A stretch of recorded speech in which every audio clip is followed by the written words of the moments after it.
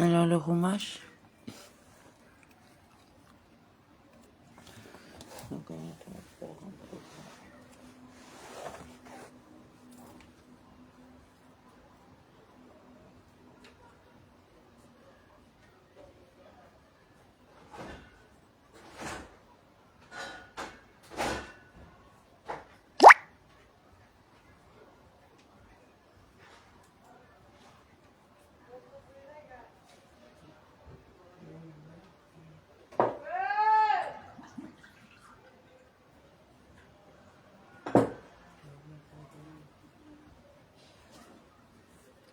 Vous tournez où là? Attends.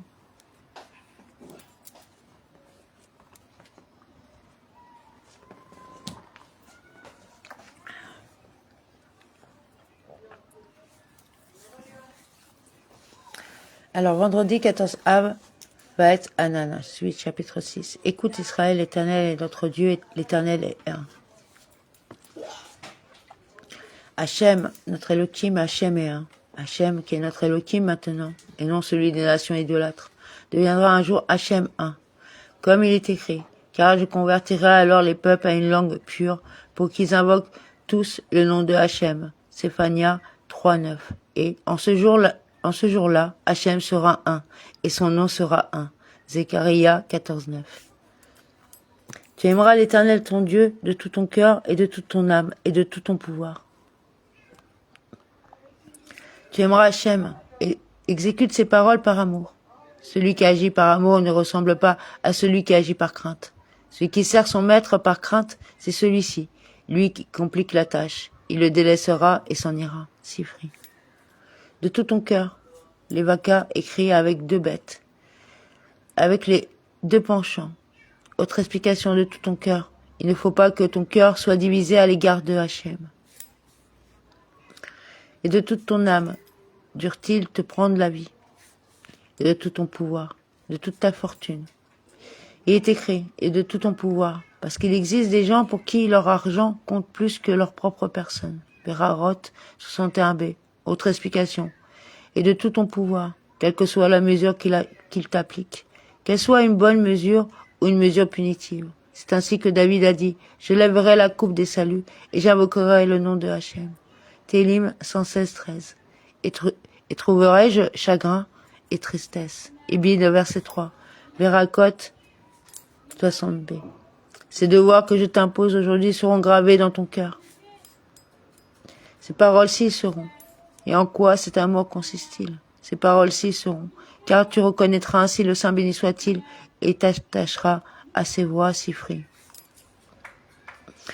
Que je t'ordonne aujourd'hui. Il ne faut pas qu'elle t'apparaisse comme un décret, diotagma, démodé, que plus personne ne respecte plus, mais comme un décret nouveau vers lequel tous accourent pour l'accueillir. Le mot diotagma désigne un décret royal promulgué par écrit. Tu les inculqueras à tes enfants, et tu t'en entretiendras, soit dans ta maison, soit en voyage, en te couchant et en te levant. Tu les enseigneras. Ce mot comporte une connotation d'affûtage. Il faut qu'elle soit tranchante dans ta bouche. Kiddushin 30a, de manière que si l'on te pose une question, tu n'aies pas à balbutier, mais pour que tu puisses répondre sur le champ. À tes fils, ce sont les disciples. Il se trouve que les disciples sont très souvent appelés des fils, comme il est écrit. Vous êtes des fils à Hachem, votre Elohim Afra 14.1, ou les fils des prophètes qui étaient à Bethel. 2 Mélakim de 3. On trouve également cette signification chez Hizkiya, qui, ayant enseigné la Torah à tout Israël, les a appelés ses fils, comme est écrit, mes fils, maintenant ne soyez pas négligents. 2 Divrei Hayamim 29.11. Et de même que les disciples sont appelés fils, comme est écrit, vous êtes des fils à Hachem, votre Elohim. De même le maître est-il appelé père, comme il est écrit, mon père, char d'Israël. 2 Mélakim 2.12. Tu en parleras.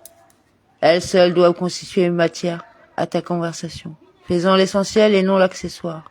Sifri. Et quand tu te couches, j'aurais pu penser qu'il dut en être ainsi même l'on se couche à midi. Aussi est-il écrit. Et quand tu te lèves, j'ai pu penser qu'il dut en être ainsi même si l'on se lève à minuit. aussi est-il écrit, quand tu t'es assis dans ta maison et quand tu marches dans le chemin. La Torah parle de notre manière habituelle de vivre, le moment où l'on se couche et le moment où on se lève. Tu les attacheras comme un symbole sur ton bras et les porteras en fronton entre tes yeux. Tu les lieras pour signe sur ta main. Il s'agit des téphilines du bras. Elles seront pour frontaux, les tatafot entre tes yeux. Il s'agit des téphilines de la tête. On les appelle totafot à cause du nombre de paragraphes qu'elles contiennent.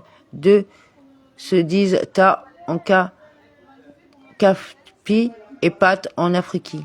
Sanhedrin 4b. Tu les inscriras sur les poteaux de ta maison et sur tes portes. Les poteaux de ta maison. Le mot mezuzot est écrit sans vav, entre le zayin et le tav, ce qui veut dire qu'il n'en faut qu'une par porte. Et dans tes portes, y compris les portes des cours, ainsi que celles des provinces et celles des villes. Yoma 11a. Or, quand l'Éternel ton Dieu t'aura installé dans le pays, qu'il aura juré à tes pères Abraham, Isaac et Jacob, de te donner pays aux villes grandes et belles que tu n'as point bâties, avec des maisons abondantes en biens que tu n'y as pas répandues, des citernes toutes faites que tu n'as pas creusées, des vignes et des oliviers que tu n'as point plantés, quand tu jouiras de ces biens, et t'en rassasiras. Creuser. Étant donné qu'il s'agissait d'endroits rocailleux et rocheux, le mot creuser est pertinent.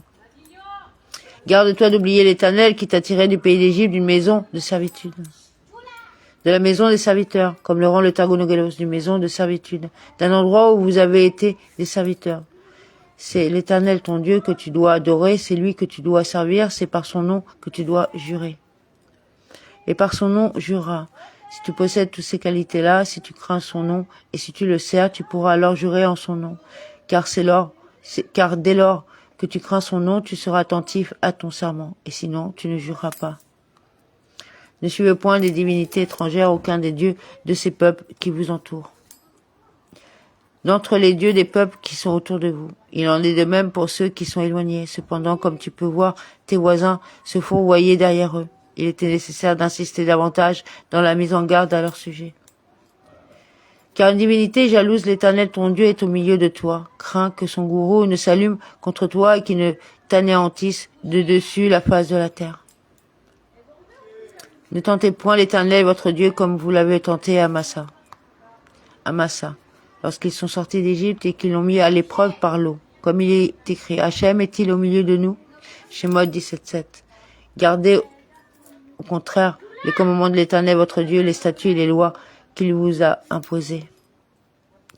Fais ce qui est juste et agréable aux yeux du Seigneur afin d'être heureux et d'arriver à posséder ce bon pays que le Seigneur a promis par serment à tes pères. Le droit est le bon. Il s'agit ici d'un litige tranché par arbitrage, en deçà de la ligne du droit strict, c'est-à-dire en équité. Lorsqu'il repoussera tous tes ennemis de devant toi, comme l'a déclaré le Seigneur. Comme a parlé Hachem, où a-t-il parlé ainsi? Je troublerai tout le peuple. Shemot 23-27. Quand ton fils s'interrogera un jour, disant, qu'est-ce que ces statuts, ces lois, ces règlements que l'Éternel notre Dieu vous a imposés? Quand ton fils s'interrogera demain, il existe des lendemains lointains. Tu répondras à ton fils, nous étions asservis à Pharaon en Égypte et l'Éternel nous en fit sortir d'une main puissante. Il opéra des signes et des prodiges grands et terribles sur l'Égypte, sur Pharaon et toute sa maison sur nos yeux. Et il nous fit sortir de là pour nous amener ici, pour nous gratifier du pays qu'il avait promis à nos pères.